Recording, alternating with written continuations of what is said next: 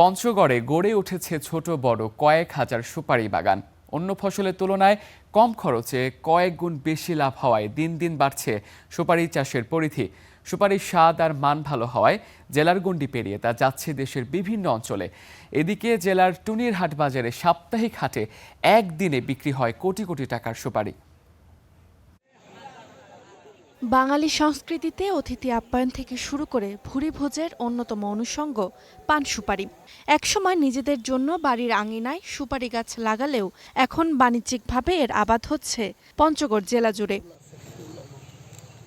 পঞ্চগড়ের বিভিন্ন এলাকায় গত কয়েক বছরে গড়ে উঠেছে ছোট বড় হাজারো সুপারি বাগান।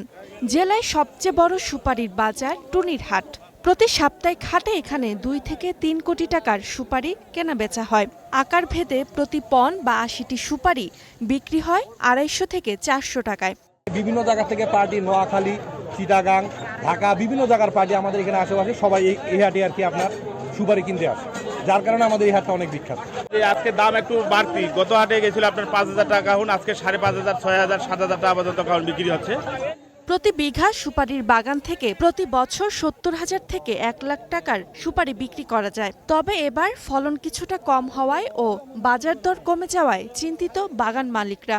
এবারে দাম কম পাওয়াতে মানে টাকা পাওয়া যাচ্ছে না ভালো। প্রতিবারই বিক্রি করে থাকি 7 থেকে 8 লক্ষ টাকার মতো। তো এবার আমরা সেরকমভাবে বিক্রি করতে পারিনি, এবার অল্প 3 থেকে 4 লক্ষ মতো বিক্রি হয়ে গেছে।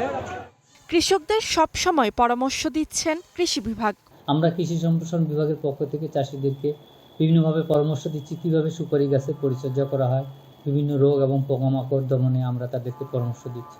ফলে দিনকে দিন এই সুপারির ফলন বৃদ্ধি পাচ্ছে এবং চাষিরা উপকৃত হচ্ছে। বর্তমানে পঞ্চগড়ের 5 উপজেলায় প্রায় 400 হেক্টর জমিতে সুপারির বাগান রয়েছে। কৃষি বিভাগের আশা চলতি মৌসুমে এসব বাগান থেকে উৎপাদিত সুপারি বিক্রি করে 30 থেকে 40 কোটি টাকার বাণিজ্য হবে, যা জেলার কৃষি অর্থনীতিতে নতুন গতি যোগ করবে।